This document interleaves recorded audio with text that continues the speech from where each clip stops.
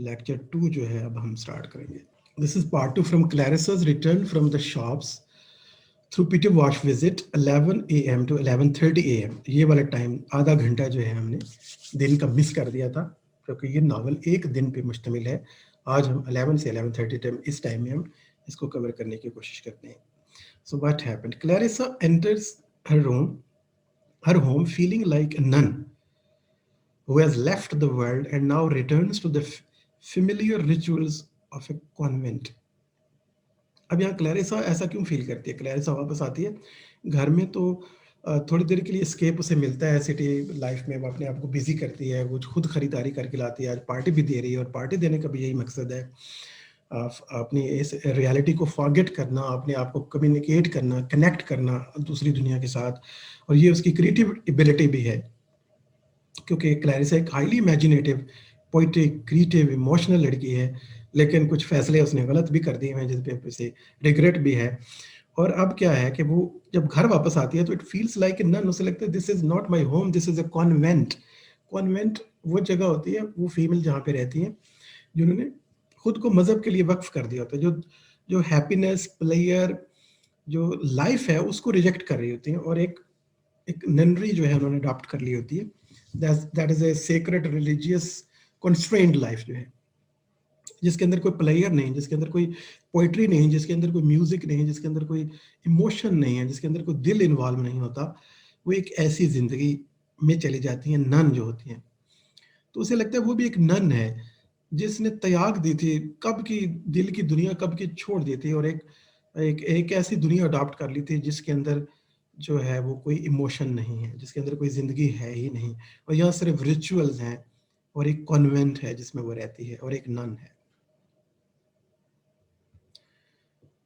Aldous none के साथ comparison में एक और चीज़ भी आ जाती है कि ये बड़ी सेक्रेट लाइफ है, बड़ी खूब अपरेंटली बड़ी खूबसूरत है, अमीर लड़की है, अमीर है, दावतें देती है, पार्टीज चल रही हैं, लेकिन एक्चुअली जिसे हकीकी ज़िंदगी कहते हैं वो नहीं है ये. Although she does not believe in God, the moment is precious to her like a bud on the tree of life. और ये भी हम जानते हैं कि क्लैरिसा को इतनी ट्रू बिलीवर ऑफ गॉड नहीं है, जो कन्वेंशनल जो रिलीजन है उसको इतने ज़्यादा फॉलो नहीं करती. ना ही यहाँ पे हम देखते हैं कि क्लैरिसा बहुत सिमिलर है पीटर के साथ. दोनों की अप्रोच जो है ना वो काफ़ी हद तक मिलती जुलती है. She is upset to learn that Richard has been invited to lunch at Lady Bretton's house without her. और जैसे वो घर आती है तो उसे पता चलता है, पहली बात उसे पता चलती है वो ये है कि रिचर्ड को जो है वो लेडी ब्रेटन ने, जो एक और फीमेल हैं जो कि एरिस्टोक्रेटिक फीमेल हैं, और उन्होंने इनवाइट किया है रिचर्ड. तो उसे बड़ा बुरा लगता है कि मुझे नहीं इनवाइट किया उन्होंने साथ, और ये चीज़ ज़रा थोड़ी सी उसे अपसेट करती है. Ascending to her attic bedroom, ऊपर रहती है, अलग से एक बेडरूम है इसका. Clarissa continues to reflect on her own mortality. यहाँ पे हम लास्ट पार्ट में भी जैसे हमने डिस्कस किया था, जैसा कि बिल्कुल आइडिया ऑफ डेथ से पीटर हमें ऑब्सेस नजर आता है. आप इन दोनों कैरेक्टर का कंपैरिजन भी हो सकता है आपको देने मिले कहीं ना कहीं पे, तो दोनों में देखें कितनी सिमिलैरिटीज है. Clarissa continues to reflect on her own mortality, और उसे भी लगता है कि शायद जो है वो कितनी फ्रिजाइल लाइफ है, और हम किस तरह से गलत फैसले कर लेते हैं. समटाइम चॉइसेस कितनी इंपॉर्टेंट होती है हमारी लाइफ में, हम क्लैरिसा से सबक ले सकते हैं. हमारी अपनी चॉइसेस हैं, हमारे बहुत से अपने फैसले होते हैं जो हमें रॉन्ग डायरेक्शन या राइट डायरेक्शन में डाल देते हैं. As Clarissa takes off her yellow feathered hat, she feels emptiness at the heart of her life.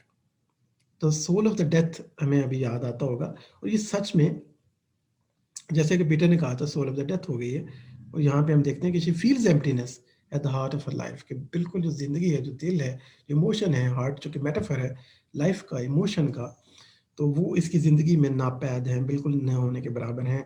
और रिचर्ड जो है वो तो एक पॉलिटिशियन है, उसकी पॉलिटिकल मसरूफियात होती हैं, एरिस्टोक्रेटिक क्लास में उठते बैठते हैं, और एरिस्टोक्रेटिक जो क्लास है वो अक्सर शैलो होती है, और वो उस वहाँ की भी शैलो, हमारी तो एरिस्टोक्रेटिक क्लास शैलो होने के साथ साथ करप्ट भी है, आपको पता है. इसमें तो कई और ख़राबियाँ भी हैं, तो उनके यहाँ चलें कम करप्ट होगी लेकिन शैलो ज़रूर है. She has slept alone since she was ill with influenza but is happy to be solitary. आज इन्फ्लुएंजा होने की वजह से वो आजकल अकेली ऊपर सो रही है, लेकिन बहुत खुश है कि चलें तन्हाई उसे मैसर आ गई है, क्योंकि वो पहले भी तो तन्हाई है, क्योंकि रिचर्ड तो ना होने के बराबर है। क्योंकि रिचर्ड की एक मैकेनिकल लाइफ है, मैकेनिकल थिंकिंग है, सरफेस पे वो सोचता है। रिचर्ड के बारे में तो आगे लाइन आएगी भी, कि जब वो डिस्कस करते हैं तो एक जगह पे रिचर्ड कहता है कि शेक्सपियर को तो पढ़ना नहीं चाहिए, कोई बेवकूफ़ी है जो शेक्सपियर जैसे राइटर को पढ़ता है। तो ऐसा स्टेटमेंट जो है जो शख्स देगा, तो आप अंदाज़ा लगा लें कि वो कितना शैलो है। She does not feel passionate about Richard and believes she has failed him in this regard, और बिल्कुल कोई जज्बा नहीं फील करती वो रिचर्ड के हवाले से। उसका ये भी ख्याल है कि रिचर्ड की ज़ाहिर है वो तकव्वात पे पूरा तो नहीं उतरी है ना, क्योंकि उस तरह से वो उतना ज़ाहिर है उसको भी तो शैले होना पड़ना था ना, इमोशन को छोड़ना पड़ना था, ज़िंदगी को छोड़ना पड़ना था, फिर वो रिचर्ड के काबिल होती। तो वो अंदर से अभी तक पैशनेट है, अभी तक इमोशनल है, अभी तक ऑब्सेस्ड है, इमेजिनेटिव है, तो कैसे she even thinks she has maintained her virginity through her childbirth. अब ये that is a very strange idea कि वो उसको लगता है कि वो अभी भी वर्जिन है और वर्जिनिटी उसने अभी भी मेंटेन की हुई है, हाल तो उसकी बेटी एक पैदा हो चुकी है, लेकिन एक्चुअली वो नहीं कोई रिलेशन बना सकी रिचर्ड के साथ। जो रूहानी रिलेशन है वो नहीं हुआ, बस जिस्मानी एक ताल्लुक बना था। जो स्पिरिचुअल है रिलेशन है जिसमें उसने कंप्लीट होना था, वो नहीं हो सकी। और स्टिल वर्जिनिटी here represent कि वो still अकेली है, अलोन है और तना है। She feels sexual attraction to women and thinks she was in love with her friend Sally Satin। और अब उसे ख्याल आता है कि वो तो खुद जो है उसकी जो सेक्सुअल अट्रैक्शन है वो एक्चुअली तो विमेन की तरफ हुआ करते थे। दैट इज स्ट्रेंज माइंडसेट है। और इसको उसने कभी एक्सेप्ट नहीं किया, सोसाइटी के रूल्स के मुताबिक चलती रही। And she thinks she was in love with her friend Sally Seton. Sally के साथ जो उसका रिलेशन था, उसे याद आता है कि उसे तो एक्चुअली लव था सैली के साथ। Who spent summer at Bourton. तो समर जो है बॉर्टन में बहुत इंपॉर्टेंट है दोनों कैरेक्टर्स के लिए, तकरीबन सारे कैरेक्टर्स के लिए। वो जो कुछ साल थे वहाँ इनका रहना जो है, खास तौर पे समर टाइम जो था। Sally Seton in Clarissa's memory, in Clarissa's memory was a wild cigarette smoking dark haired rebel. जो उसे याद आता है सैली के बारे में, शी वाज वाइल्ड वुमन थी, एक लड़की थी उस जमाने में, वो भी सैली भी सिगरेट्स पीती थी, स्मोकिंग करती थी, डार्क हेयर्ड रेबल थी। One Sally ran naked through the hallway at the bottom. Her behavior frequently shocked Clarissa, old Aunt Helena। तकरीबन सारे लोग ही शॉक्ड हो जाते थे सैली की हरकतों की वजह से, उसके रैबल बिहेवियर की वजह से, उसके रैबल थॉट्स की वजह से। और ये चीज़ें बहुत अट्रैक्ट करती थी क्लैरिसा को, क्योंकि क्लैरिसा इनसाइड से कुछ ऐसा ही सोचती थी, लेकिन ऐसा कर नहीं सकती थी। उसके प्रैक्टिकली वो कवर्ड थी। Clarissa and the Sally plan to change the world, और once they lived together and their ideas were rebellious ideas, holding rebellious ideas। और सोचते थे कि हम दुनिया से गुर्बत ख़त्म कर देंगे, अमीर गरीब का फ़र्क मिटा देंगे। बड़े बड़े आइडियाज़ थे इनको, दुनिया को बदल देना चाहती थी दोनों। Under Sally's influence Clarissa began to read Plato in bed. ये सैली है जिसके इन्फ्लुएंस में आके क्लैरिसा ने क्या किया था, प्लेटो पढ़ना शुरू कर दिया था। And before breakfast to read Shelley for the hours. और शैली जो है उसकी, आपको पता है शैली एक रिबेलियस पोएट थे, रोमांटिक रिबेलियस पोएट हैं, तो ये रिप्रेजेंट करते हैं शायद सैली को। और शैली और सैली में काफ़ी मुमासलत भी है नामों में भी, तो उनको पढ़ना शुरू कर दिया था इसने। Clarissa remembers going downstairs in a white dress to meet Sally, thinking of a line from Shakespeare's play Othello। उसे याद है आज भी, जब उसे मिलने जा रही थी तो शेक्सपियर का जो ड्रामा है ओथेलो, उसकी एक लाइन जो है इसके माइंड में आती थी, it were if it were now to die, it were now to be the most happy. ये लाइन मुझे याद है जब डेस्टिमोना जो है ओथेलो के पास पहुंचती है आइलैंड के अंदर। जब ओथेलो इससे शादी करने के बाद डेस्टिमोना से आइलैंड में चला जाता है साइप्रस में, तो साइप्रस आइलैंड के अंदर थोड़ा लेट ज्वाइन करती है डेस्टिमोना, और एक स्टॉर्म की वजह से थोड़ा ये अलग हो जाते हैं। तो जब वो वापस आती है वहाँ, तो दोनों पहली बार मिलते हैं कुछ सेपरेशन के बाद। डेस्टिमोना को ये जब देखता है ओथेलो, तो बहुत खुश होता है और कहता है कि it were now to die, it were now to be the most happy, कि अगर मरना हो तो इस टाइम मरना चाहिए, क्योंकि ये सबसे बेस्ट टाइम है, I am very very happy. अब ये जो लाइनें हैं क्लैरिसा को याद आती हैं. क्लैरिसा फील्स कि वो ओथेलो है और डेस्टिमोना जो है वो सैली है. So she was very happy on that time.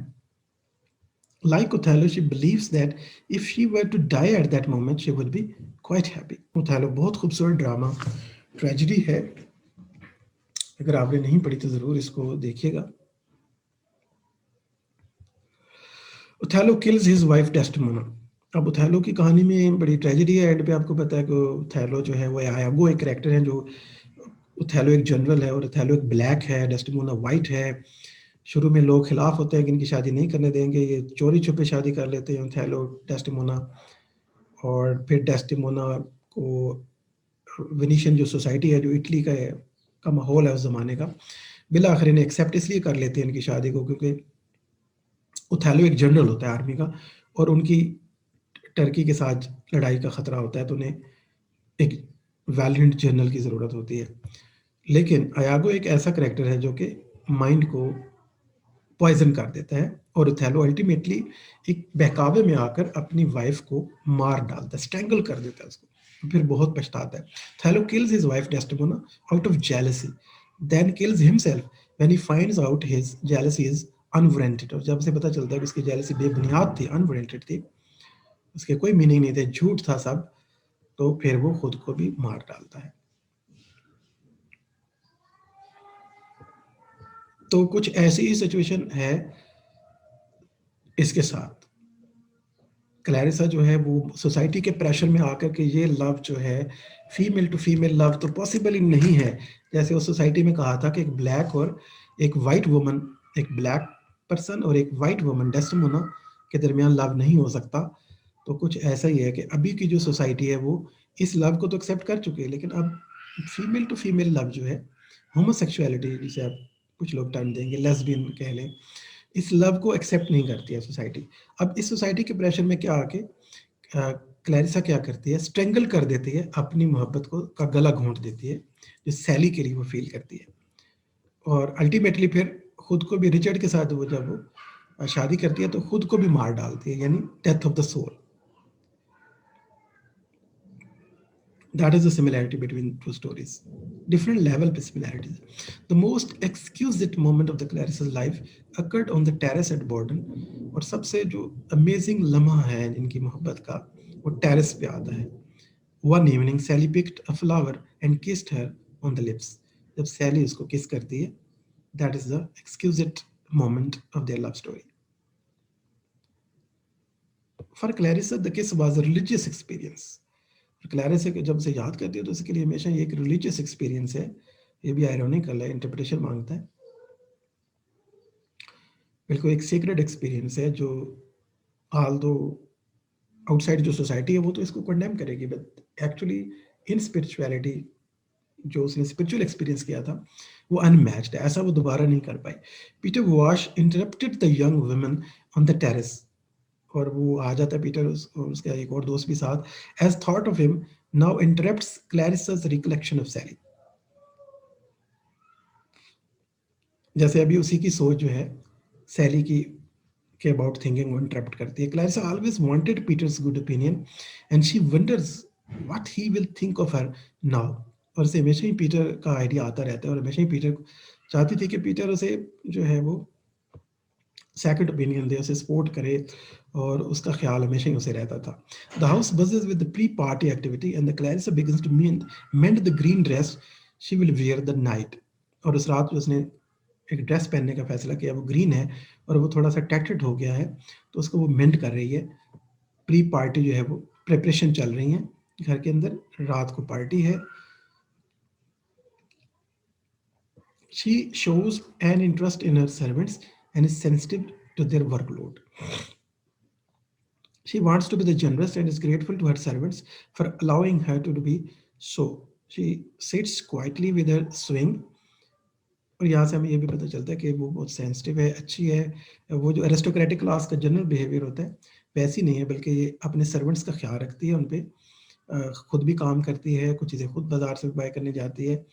ऐसा नहीं है कि बिल्कुल एक शैलो किस्म की, हार्टलेस किस्म की एरिस्टोक्रेटिक वुमन बन गई है, ऐसा नहीं है. She sits quietly with her sewing, thinking of life as a wave that begins, collects and falls, only to renew and begin itself. उसे ख्याल आता है कि ज़िंदगी क्या है। ज़िंदगी तो एक लहर की तरह है, एक वेव की तरह है, समंदर की जैसे वेव्स आती है ना, जो आती हैं, जो फिर एक्सपीरियंस होता है और फिर वापस चली जाती हैं, फिर आ जाती हैं, तो ये आना जाना कंटिन्यूसली चला रहता है।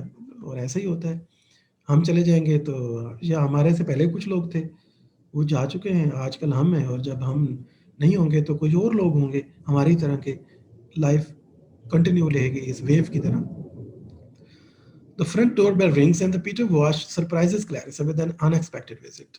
और यहाँ पे एक अनएक्सपेक्टेड, काफ़ी अरसे के बाद पीटर वॉश यहाँ पे एंटर होता है, जो इंडिया से वापस आया है और सीधा ही सबसे पहले मिलने के लिए आया है क्लैरिसा को। Peter place with his pocket knife. Peter की एक बचपन से एक आदत है कि वो पॉकेट नाइफ जो है उससे प्ले करता रहता है, खेलता रहता है उसके साथ, as he always did, and feels irritated and with Clarissa for the kind of the life she has chosen to live with conservative Richard.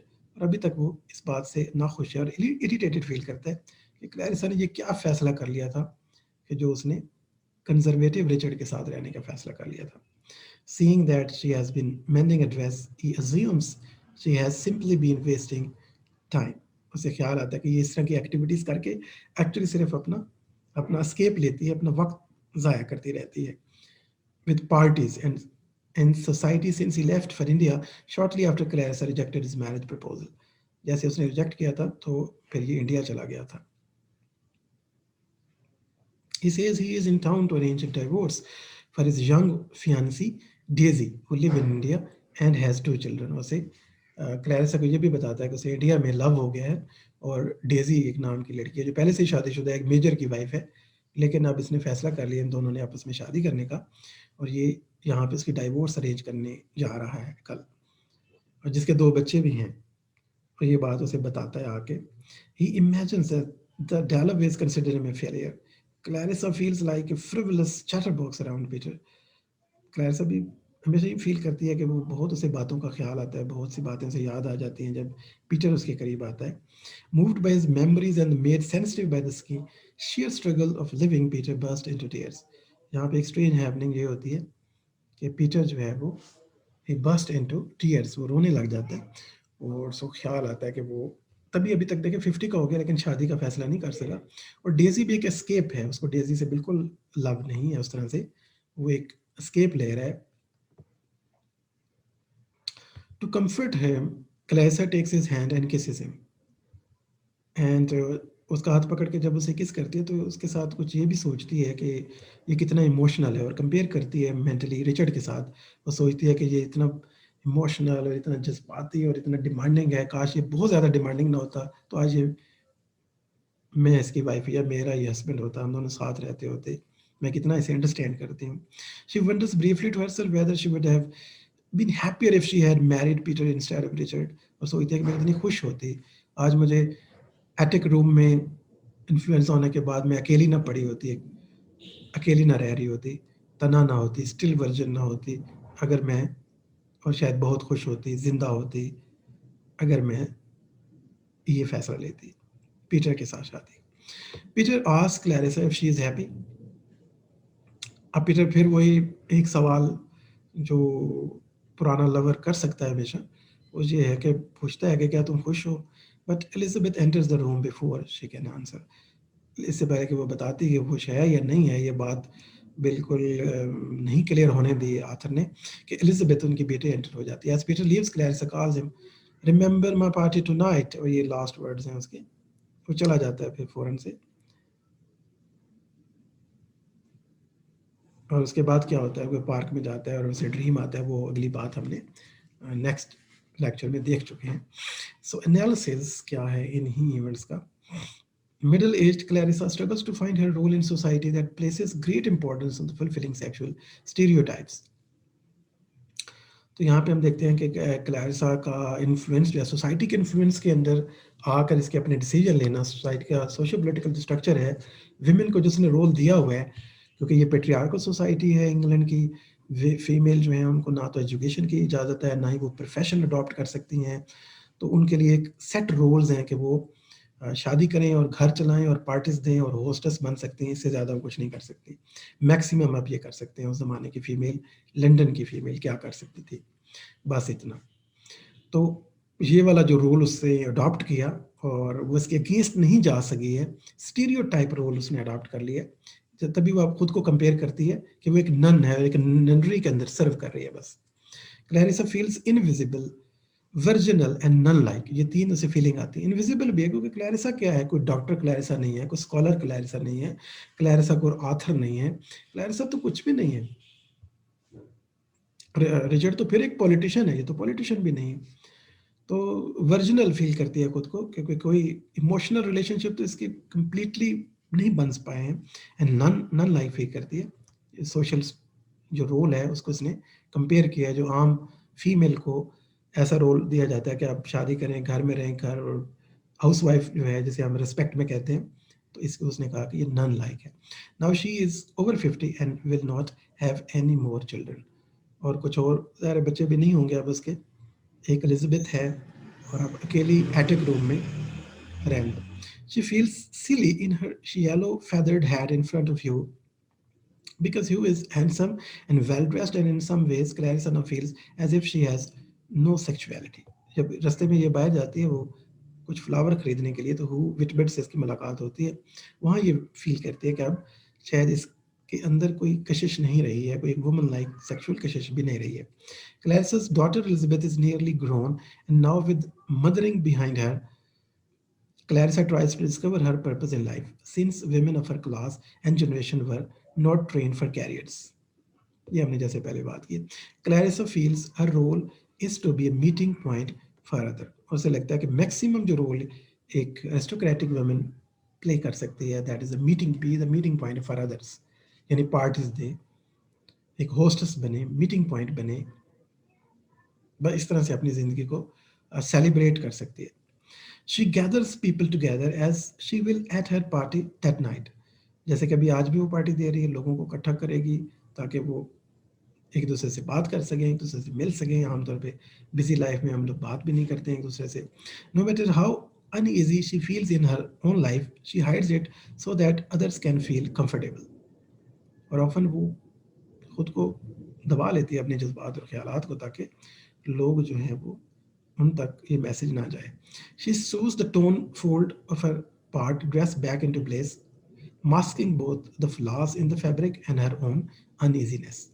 इसकी सिंबॉलिक जो सिग्निफिकेंस है वो ये है, टैटेड जो क्लोथ है, जो टॉर्न क्लोथ है, उसको मेंट करना, जो इसका ग्रीन ड्रेस है पार्टी का, और उसको मेंट करने का एक मतलब है कि ये अपने फ्लास को भी मेंट कर रही है फैब्रिक के साथ साथ, और अपनी जो अनइजीनेस है, जो इनर इरिटेशन है, जो डिससेटिस्फेक्शन अबाउट लाइफ है, जो रिग्रेट है अपना, उसको छुपा रही है, उसको मेंट करने की कोशिश कर रही है। She even gathers herself together by pursing her lips and making her face into a one diamond. He feels it is her job to be a refuge for others and to conceal the strain and the artificiality of gathering diverse parts of the life together.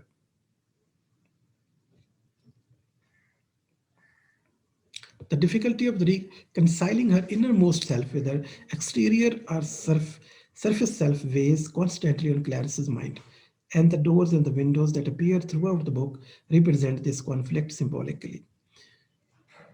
और ये जो window हैं, door को हटा देती है party की रात, ये भी इंपॉर्टेंट है, उसकी हिंजेस को रिमूव कर देती है ताकि कनेक्शन बन सके। और इसके डोर, इसका घर जो है वो रिप्रेजेंट करता है इसकी इनर माइंड को, और इनर माइंड और आउटर जो लाइफ है उसके दरमियान ये दो जिंदगियां जीती रहती है। माइंड के अंदर अक्सर पास्ट में रहती है, और आउटर वर्ल्ड जो है उसके और इनर वर्ल्ड के दरमियान एक कॉन्फ्लिक्ट चलता रहता है इसके दरमियान। At Clarissa's house workers take the doors off the hinges for the party, where Clarissa will gather people together and try to facilitate communication. और hinges remove करने का purpose है to communicate करना, एक दूसरे के साथ connect करना. This is an effort to connect the people, to connect the consciousness, क्योंकि हम बिल्कुल एक isolated life में होते हैं।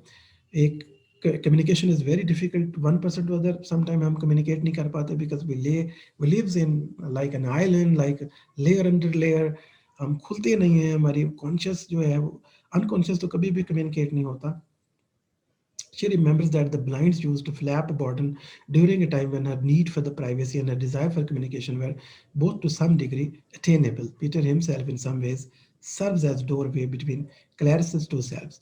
तो देखा जाए तो पीटर का जो रोल है हमेशा इसकी जो दो सेल्फ्स हैं इनर सेल्फ और आउटर सेल्फ के दरमियान अगर कोई कम्युनिकेशन कर सकता था जो उसको उसका ब्रिज बन सकता था वो पीटर था पीटर अंडरस्टैंड करता था क्लैरिसा को और क्लैरिसा ने अपनी जो रियल सेल्फ है उसको बिल्कुल सेपरेट कर दिया अपनी आउटर सेल्फ के साथ the death of the soul जिसे पीटर कहा करते हैं through him Clarissa can return to the days at the bottom and evaluate her choices as though she can go back in time and change her mind. When Peter runs from the room and leaves her house, the noise from the open door is overwhelming and makes Clarissa's voices almost disappear. In his absence, real life, the present, sets in again. In real life, Clarissa is torn between the need for solitude and the glimmering surface world of society. तो एक side पे inner world है inner desires हैं love experiences हैं love के with सैली और with Peter के साथ हैं और आउटर वर्ल्ड के अंदर रिचर्ड है पार्टीज हैं ग्लिमर है surface world है surface society है trying to move between the two states of the being is almost a physical effort much like physically removing doors from hinges. Characters continually interrupt one another significant moments of the communication. एक चीज बड़ी frequent होती है there interruption जो है जैसे सैली और इनके लव सीन को इंटरप्ट करता है पीटर और इसका फ्रेंड आकर इसी तरह पीटर और इनकी मीटिंग को इंटरप्ट करती है एलिजाबेथ और इसी तरह इनके ख्यालों को इंटरप्ट करता है पीटर इंटरप्शन जो है फ्रीक्वेंटली अकर होती है वाइटल मोमेंट्स पे Peter interrupts Clarissa's revelatory moment with Sally at Burton, intervening before the women's intimacy can continue or intensify. Elizabeth interrupts Peter's encounter with Clarissa, another interruption that thwart intimacy, stopping them from the delving too deeply into their private feelings. Especially जब वो पूछता है कि are you happy? तो वो ये जवाब दे नहीं पाती क्योंकि इससे पहले कि वो बताए वो इंटरप्ट हो जाती है. Clarissa and the Peter are both critical judges of the other characters, and they meet like challengers. Peter with his knife in his hand, and the Clarissa with the scissors. और इसके पास जो knife है और Clarissa के हाथ में उसका scissor होती है.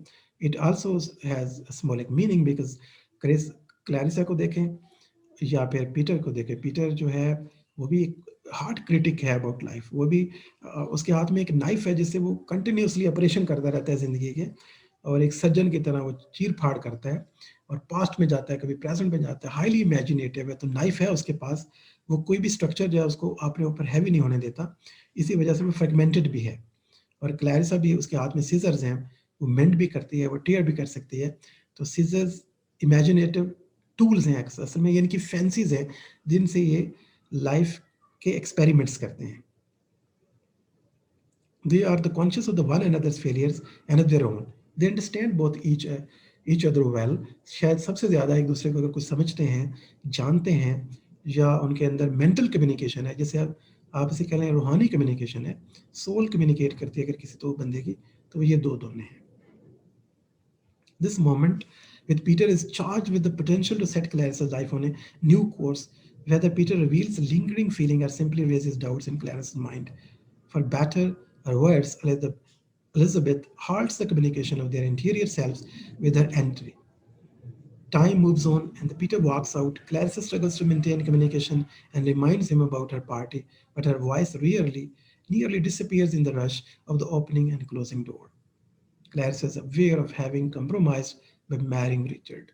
Clarissa को पता है कि उसने compromise की लाइफ चुनी थी, compromise किया था जिंदगी के साथ और सोसाइटी के प्रेशर को नहीं झेल पाई थी स्ट्रक्चर को फॉलो किया था ब्रेक नहीं किया सैली की तरह जो है वो वायलेंट नहीं एक रेबल ना बन सकी वो offered her A traditional safe life path that is less threatening तो इसने एक ऐसा रोड सेलेक्ट किया था जो लेस थ्रेटनिंग था सेफ पाथ था ट्रेडिशनल वे था than the passion filled path Peter or even Sally could have offered him और दूसरी साइड पे जो रास्ते थे ये सैली का रास्ता था या फिर पीटर का वो दोनों पैशन फील्ड थे हाईली डिमांडेड थे और रोमांटिक थे so she chose the traditional safe life path that is less threatening than the passion filled path Peter or even Sally could have offered her. Though she enjoys beautiful things in society and appreciates the privacy she has with Richard, she is dissatisfied. Although कि यहाँ life बहुत अमीर है, बहुत satisfied है, बहुत less threatening है, वही कुछ मिला है जो वो चाह रही थी, लेकिन एक चीज़ नहीं मिली, वो है satisfaction. She is dissatisfied with in some ways and worries that she fails to satisfy him as well. और उसे लगता है कि वो रिचर्ड के म्यार पे भी पूरी नहीं उतरती है. Richard, unlike more passionate characters such as Sally and the Septimus, has no association with nature. Richard जो है वो बिल्कुल अनइमेजिनेटिव है और नेचर के साथ तो कोई उसकी एसोसिएशन नहीं है, which underscores his pedestrian personality. Clarissa has found safety and the comfort with Richard, a simple upholder of the English tradition, but she felt passionate love for Sally, who subverted that tradition in many ways. और यहाँ पे हम देखते हैं कि उसकी जो मोहब्बत थी सैली के साथ, उसका जो लव रिलेशन था, तो वो जो कि एंटी ट्रेडिशन थी वो सबवर्ट करती थी. और क्लैरिसा ने लेकिन जो पाथ लिया, जो फाइनल डिसीजन लिया मैरिज का, वो रिचर्ड के साथ लिया, एक सेफ एंड कंफर्ट वाली लाइफ चुनी. Sally sold a family heirloom to go to the bottom. और सैली ने जो रिबेलियस एक्ट किए हैं, once he sold heirloom to the go to the bottom, held feminist views and shocked the upholders of the old England such as Aunt Helena. Clarissa describes her feeling for Sally as that match that burns in a crocus, a type of flower. The natural image of the heat and the flames, which often marks the thoughts of the characters who feel deeply, including Clarissa and Septimus.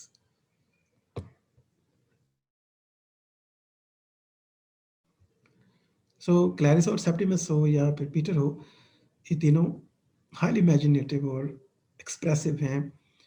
और ये चीज़ हमें उनकी imagery में नज़र आती है, idea of flame और heat और मेटाफर्स ऑफ द इमेज जो वो नेचर से लेते हैं. The fire is spectacular, but never without threat. Richard is the foundation of her life, Clarissa admits, but part of her wonders what life could have been like without him, danger and all. तो यकीनन अगर वो Peter को ना चुनती तो फिर life danger में होती, लाइफ जो है वो खूबसूरत होती है, एडवेंचरस होती. डेंजर एडवेंचर का एक पार्ट है, और लाइफ में हर लम्हा जब आपको ना पता हो कि आगे क्या होने वाला है, तो यही कुछ लोगों के ख्याल में this is the main charm of the life. The line Clarissa quotes from the Othello not only foreshadows Septimus' suicide but also points to the magnitude of the Clarissa's own youthful feeling for Sally. उन लाइनों को हमने थोड़ा सा interpret पहले से ही कर दिया है.